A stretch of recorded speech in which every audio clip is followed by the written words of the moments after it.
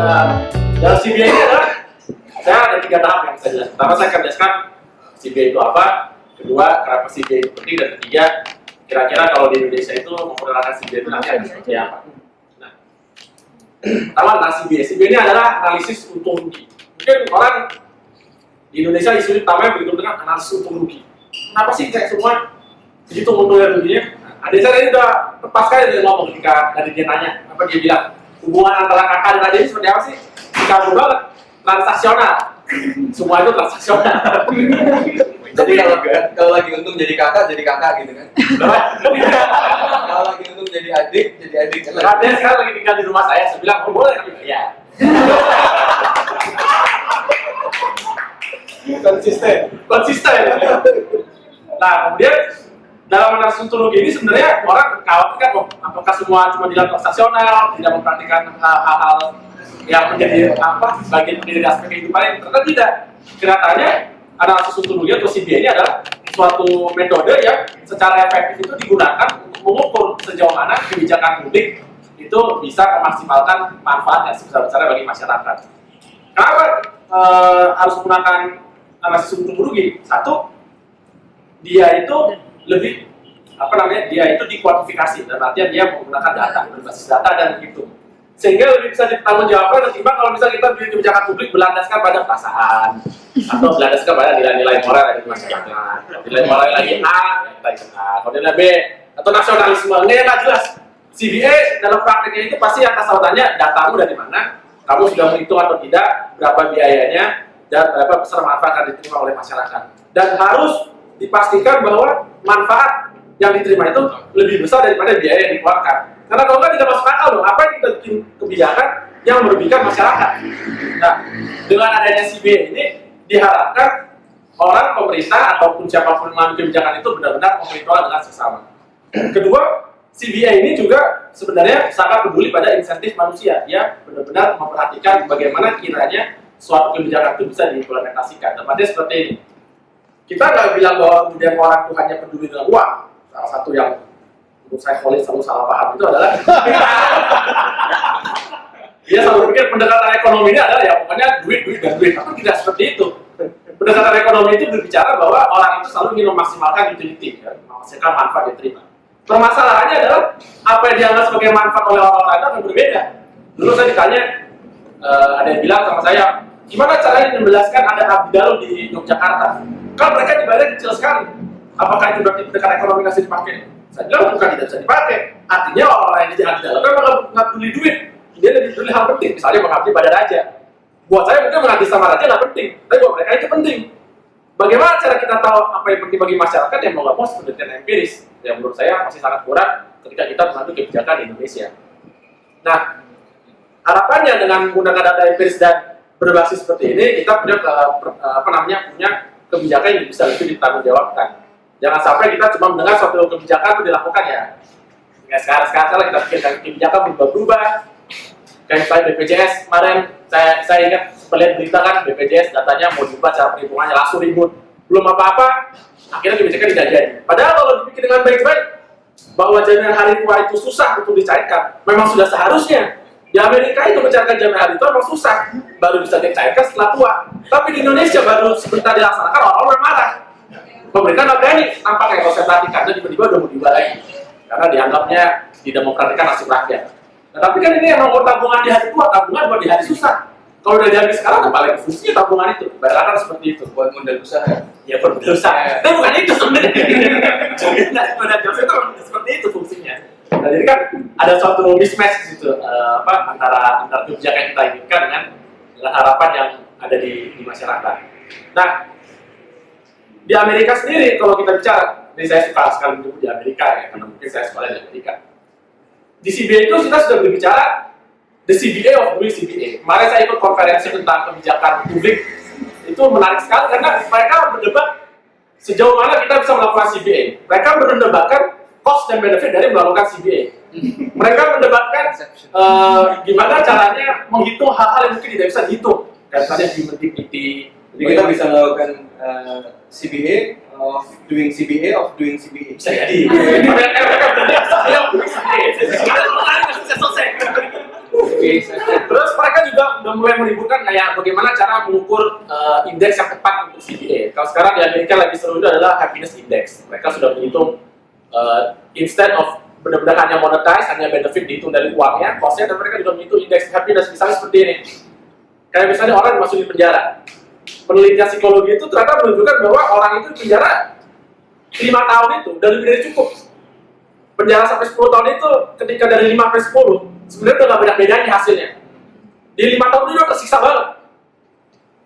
Jadi untuk apa dia di penjara lama-lama? Karena sebenarnya dari 1 sampai 5 tahun tuh kalau untuk efek jerahnya sebenarnya sudah cukup. Kemudian dia juga menghitung kalau misalnya sekarang kita harus mengeluarkan duit untuk mengurangi polusi. Dari segi cost benefit analysis yang hanya versi moneter, dia mungkin akan menghitung lebih baik polusi tetap ada. Tapi kalau dia dari happiness index, ternyata orang akan lebih senang kalau dia nggak kena kanker. Karena polusinya begitu banyak. Dan biaya yang dikeluarkan sebenarnya cuma sedikit lebih mahal. Tapi dia akan jauh lebih sehat. Nah, hal-hal seperti ini udah kejadian di Amerika. Mereka sudah mendapatkan sampai di level seperti itu. Nah, kalau di Indonesia, saya nggak mau bicara 10 gitu. Kenapa? Karena terakhir saya bisa letak pendekatan ekonomi dulu di konferensi negara hukum. Pertanyaan saya tanya di depan adalah, Mas, pendekatan ekonomi itu bukan pendekatan barat ya, Mas? Bagaimana caranya? Pendekatan ekonomi. Jadi saya nggak mungkin ngomong tentang CGF, CGA kalau orang aja masih berpikiran bahwa CGA itu adalah pendekatan dari barat. Kemudian kebetulan sekali riset saya walaupun saya bekerja sebagai corporate lawyer gitu kan, kerja saya sehari-hari ngurusin kontrak, IPO dan Di kapitalis lawyer. Kapitalis lawyer, kan? Saya sehari-hari memang kapitalis lawyer, karena kita menghamba pada kapitalisme. Tapi minat saya itu adalah bukan saya suka kerja saya senang kerja saya masih kuat. Tapi maksud saya saya juga menikmati hal-hal yang kalau orang bilang esoterik. Dalam hal ini minat saya adalah di bidang hukum Islam. Dan riset saya itu kenapa saya riset hukum Islam ini? Karena menurut saya hukum Islam ini menarik. Saya tahu orang Indonesia itu tidak tertarik dengan ide CBA sebagai CBA itu sendiri, atau saya bisa bicara panjang lebar tentang alasan-alasan rasional kenapa kebijakan itu harus menghitung cost and benefit. Tapi mungkin orang akan bilang, bisa begitu Mas, kalau ada nilai rekor ini Indonesia, bla kan. Tapi kalau kita bicara dari segi sudut pandang agama, biasanya orang lebih tertarik. Saya notice itu kenapa? Karena tiap kali saya nulis yang paling laku itu selalu tentang kalau tentang agama gitu kan, atau juga untuk pemilihan presiden itu laku banget, tapi kan ada unsur agama yang juga sedikit. Tapi kalau saya tentang kebijakan publik itu miskin komen. Jangan kan miskin membaca juga, apalagi komennya. Tapi kalau pas nulis tentang agama itu panjang sekali komennya. Ada kemarin itu orang nulis sampai 4 komentar itu untuk menyangkutkan komentar tentang agama. Kayak orang nih berminat banget kan tentang agama. Nah, dan menurut saya mungkin ini takdirnya juga gitu. Setelah saya pikir-pikir ya kan, saya nulis tentang hukum Islam pas sekali. Jadi dalam riset saya itu saya menulis tentang bahwa hukum Islam itu adalah hukum yang pragmatis, yang sudah menggabungkan unsur cost benefit analysis dari sejak awal. Barang kata yang saya lakukan adalah mencari religious justification of doing law economics, yaitu bahwa ternyata ada dari justifikasi religius dari melakukan cost benefit. Jadi ini bukan pendekatan barat, itu yang saya sampaikan kalau Indonesia itu pendekatan Islami. Nah, saya mau kasih contoh Islam kapitalis. Saya mau kasih satu contoh yang menarik dari sebagai dari disertasi saya. Nanti kalau udah terjadi, insya Allah rekan-rekan bisa membaca lebih lengkap apa saja data-data saya, itu kan. Tapi sekarang saya akan berikan contoh. Tadi kan barusan saya baca tulisannya Sofwan yang baru tentang masalah masjid. Nah di tulisan itu kan Sofwan membahas nama karakternya tadi Sumamah. Sumamah ini kan dia pemimpin di Yamamah. Kemudian dia ditangkap oleh Nabi, tapi kemudian dia dibunuh. Jadi pelaku dengan sangat baik, akhirnya dimasuk Islam dan lain-lainnya. Kan kalau ini kan good story gitu kan, heartwarming, melakukan orang dengan baik, Islam beragama, baik, bla. Tapi kalau kita cuma lihat satu cerita seperti ini, cerita ini nggak cukup. Kita juga harus lihat ada cerita-cerita lainnya. Cerita lain misalnya Ka'ab bin Ashraf, itu saya pernah tulis juga. Dia penyair dari Yahudi, dia diperintahkan dibunuh oleh Nabi. Nabi bilang bahwa ini adalah musuh dari Allah dan Rasulullah. Jadi dia harus mati. Alasannya karena dia mungkin syair-syair yang menjelek-jelekan Nabi, itu kan ibarat kata dia mencari masalah dulu. Bagaimana caranya orang bisa merekonsiliasikan cerita seperti ini? Di satu sisi ada si Sumamah diperlakukan dengan begitu baik hati gitu kan, dan di sebelah ada Ka'ab bin Ashraf yang diperlakukan seperti ini. Bahkan caranya dia dibunuh itu adalah dengan cara dijebak. Dia itu tinggal di sebuah benteng. Jadi satu-satunya cara untuk menarik dia keluar adalah pura-pura berdagang sama dia. Setelah dipanggil, kita dagang yuk, dagang, apa dibunuh? Ini kan canggih banget. Apa mungkin gitu? Kalau pada kata kita selalu pikir Islam ini bicara tentang nilai-nilai moral yang saklek dan tidak pragmatis, nggak mungkin dong kita menipu orang untuk dibunuh. Kenyataannya itu terjadi gitu. Nah, kalau seperti saya lihat dalam kajian Islam, kebanyakan orang nutup mata. Dia cuma bilang, kita berharap dengan nutup mata itu cita-cita itu hilang. Tapi permasalahan cita-cita itu ada dan direkod, gitu kan? Bagaimana juga orang bisa menjelaskan misalnya aturan tentang perbudakan setelah perang. Salah satu kasus yang paling menarik yang dicatat di buku Al-Bari, dicatat di buku sekarang Wahbah Az-Zuhaili, itu orang-orang yang ulama yang zaman sekarang gitu kan. Dia itu selalu nulis kalau misalnya perang, apa kejadian berikutnya setelah taklukkan satu kota. Semua isi kota itu menjadi harta rampasan perang. Yang hartanya jadi harta rampasan perang, pria, wanita, dan anak-anaknya menjadi budak. Nah, dalam salah satu kasus itu dulu ada Nabi bicara tentang sahabat yang Azul. Ada yang tahu Azul? Japri. Itu kan udah berhenti semua. Azul itu adalah, kalau dalam ini adalah hubungan seksual di mana air mani dikeluarkan di luar vagina. Itu adalah satu kontrasepsi zaman dulu karena belum ada kondom. Kemudian para sahabat itu bertanya, ini bagaimana hukumnya azal? Terus Nabi bilang, ya kalau anak jadi, kalau Allah udah bilang anak jadi, akan jadi. Tapi kasus itu, tahu nggak kenapa muncul? Konteksnya adalah karena ketika itu dalam perang, mereka sedang berhubungan seksual dengan para wanita tawanan perang, dan mereka nggak punya anak dari wanita-wanita ini, sehingga dia bertanya tentang azal ini. Nah, konteksnya ini adalah begini, dalam segi modern, itu pemerkosaan. Jelas, Anda datang ke suatu daerah, menguasai daerah tersebut, kemudian memperkosa wanita-wanita tersebut. Tentu dalam hukum satu bukan pemerkosaan, itu persetubuhan secara legal, karena tidak boleh disetubuh secara legal. Jadi secara hukum itu tidak melanggar apa-apa. Tapi bagaimana lagi orang bisa menjelaskan kasus-kasus seperti ini sambil tetap berpikiran bahwa nilai Islam itu monolitik. Nah, di situ saya ingin nanti ketika sudah selesai, saya ingin menjelaskan dan meyakinkan kepada orang-orang bahwa ini loh, cara pandang Islam itu seperti ini. Dia pragmatis, dia melihat situasi dan kondisi, dan sesuatu itu bisa berubah. Bahwa kemudian ada nilai-nilai moral, jadi moral baik dan lain, tentu semua agama ada. Kalau nggak ada investasi seperti itu, siapa yang mau beragama? Jika mereka pikir, wah masa beragama saya pragmatis, nggak mungkin dong. Tapi bahwa kemudian dibalik nilai-nilai itu, dia realistis. Nah ini yang menurut saya seringkali dilupakan gitu. Maksudnya orang selalu melihat bahwa ya pokoknya yang nggak ada itu, saya masih ingat gitu ada orang berkata, wah perbudakan itu udah dihapuskan orang Islam dari sejak zaman dahulu kala. Tapi kalau kita lihat data dan lain-lainnya nggak ada. Ottoman itu terkenal, kalau sekarang Ottoman kan khilafah gitu kan. Tapi Ottoman itu dulu adalah salah satu pusat perdagangan perbudakan paling besar di dunia. Budak-budaknya terbaik semua impor dari Eropa. Kita cakep lah. Terus kemudian ini kayak misalnya kayak kasus kemarin film Raja Khalifah Sulaiman yang sempat diprotes.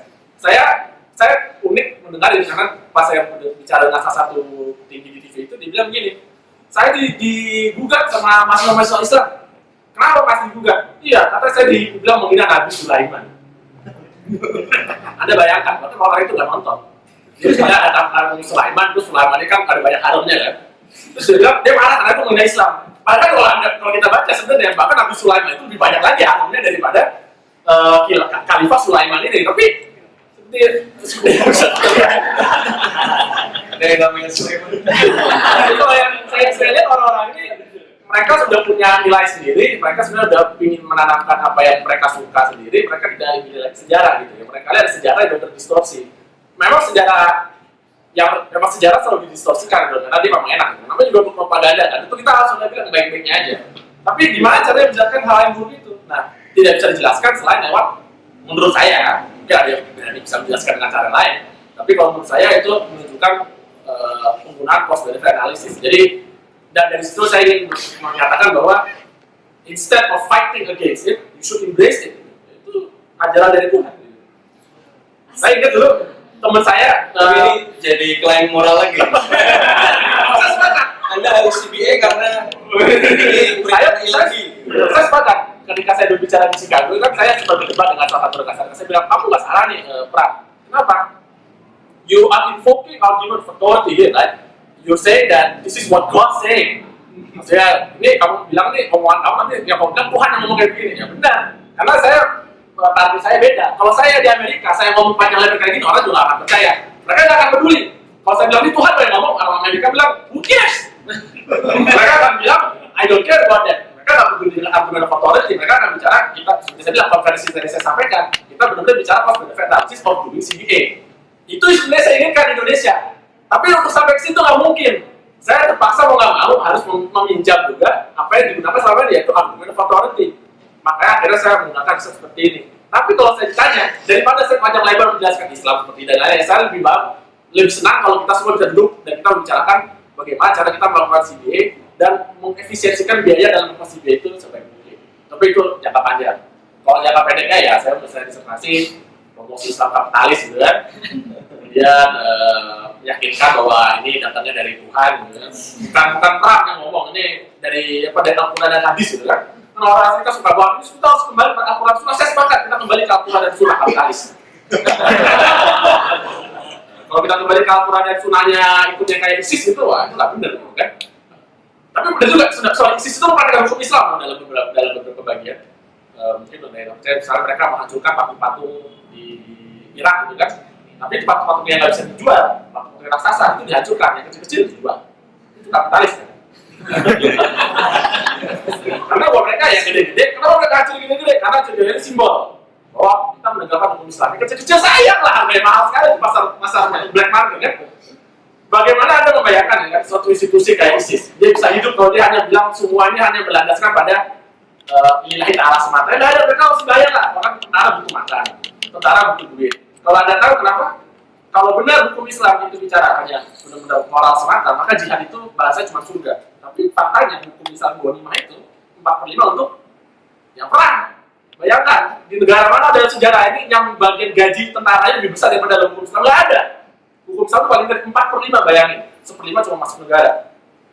Dengan biaya sebesar itu adalah hukum yang dibuat memang untuk memberikan insentif, ya kan? Kembali terjadi insentif kepada tentara itu untuk berperang. Kalau mati kamu masuk surga, ya kamu mati masuk surga, kan? Kalau hidup kamu kaya, it's a good deal, kan?